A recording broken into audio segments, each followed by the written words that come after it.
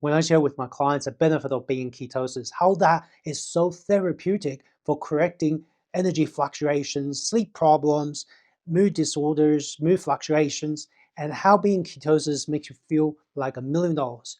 The number one thing they tell me is, I've tried ketogenic diet, it hasn't worked. I feel nothing, right?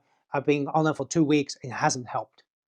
Give me the next 5 minutes and I'm going to explain to you what they've missed, why it hasn't worked for them. Hi, my name is Stephen Koh. I'm the Executive Health Coach at Executive Warrior Academy.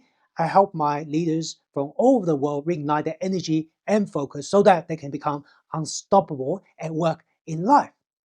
All right, let's talk about ketogenic diet. There's many misconceptions of what people think ketogenic diet is all about. They think ketogenic diet is all about eating all the keto-friendly foods. So they may go to the supermarket and buy anything with a label keto food, keto-friendly food. They eat it up.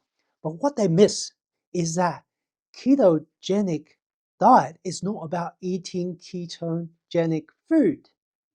What it is about is getting ketones in your blood, to have a certain amount of ketones in your blood, and that is a sign of being in ketosis. So what that means is, if you can eat donuts, french fries, and chips all day long, and you can get ketones in your blood, that is your ketogenic diet.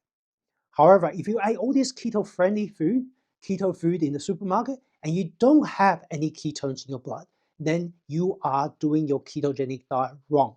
You are not in ketosis. So ketosis is a state of your body. It shows that your body is creating ketones, which is, I describe this as the energy currency of the brain. The brain loves ketones. And when you have ketones, you feel awesome. You feel focused, alert, and energetic. You don't have cravings. You've got energy to last throughout the day. You can pop into meeting after meeting and after meeting, and you're not going to miss a thing. You remember everything effortlessly. And when you work on your skills, you work on your ability to lead, you pick things up much, much more rapidly when your brain is operating on ketones. So how do you know whether you're in ketosis? You can eat whatever food you think is going to get you into ketosis. Reality is, one person's ketogenic food is not going to help another person's ketogenic state. Let me say that again. One person's ketogenic food isn't another person's ketogenic food, right? So Nick Norwitz recently did a really cool experiment. I love his passion for experimentation and taking his health into his own hand. And he did an experiment where he was comparing eating kale to eating chocolate. And it turns out eating kale spiked his blood sugar. Eating kale. You think kale, surely there's no sugar. I mean, how can it spike your blood sugar? But it does. So when you spike your blood sugar, it takes you out of ketosis. So kale, for Nick, is not a ketogenic food. But when he eat chocolate, even though if you account for the fact that the chocolate he ate had more carbs, more sugars than kale, it kept his blood sugar stable. Interesting, isn't it? It's fascinating how individuals react differently to different food. So it's important to know how you specifically, you as an individual, respond to food. And you use accurate measures to see if that food is ketogenic for you or not. And everyone is going to be different. How do you know whether you're in ketosis, whether you eat something that's going to spike your blood sugar and take you out of ketosis? How do you know whether what you eat is actually helping with ketosis? Now, there's two things I find incredibly helpful to get that data. First, get a ketone meter, right? Get a ketone meter and measure your ketone levels. Your ketone levels should be about 0.4, 0.5. Ideally, the strict definition, anything above 0.5 millimole per liter is you in a ketogenic state. So if you eat food and after meal, it took your ketones to zero, guess what? That food is not ketogenic for you. So that's an easy way to measure.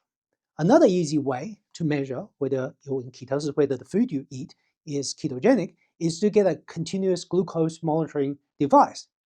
For me, I use that with all my clients because it gets incredibly accurate data. Well, it's fairly accurate, and it gives you a 24-hour measure of how your body is responding to different type of food. So if you're eating something that's took it up, chances are you're not in ketosis. Measuring ketones requires a finger prick.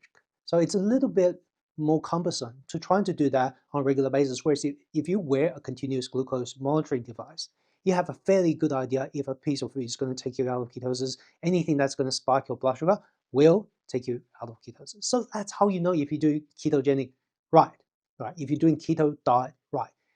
For those of you who struggle with keto in the past, you try keto diet, it hasn't worked for you. You struggle to get the expected benefit that everyone is talking about. Better mental clarity, better energy, better mood, stable energy throughout the day, better quality sleep, no craving, all this benefit. If you struggle with any of that, I have a free cheat sheet. The key things for you to look out for when you try to adopt a ketogenic diet. Some of you might get into challenges where you might get what's called a keto flu, a transition, which is what happens when you first try to get off carbohydrates. You're going to experience like fatigue, maybe stress, you might feel hunger, you might feel anti-anxiety. This guy will tell you what you can do with that as well. So just drop the word keto below and I'll DM it to you. No email needed. I hope you enjoyed this video today, and any questions, just reach out and I'll answer them to the best of my ability.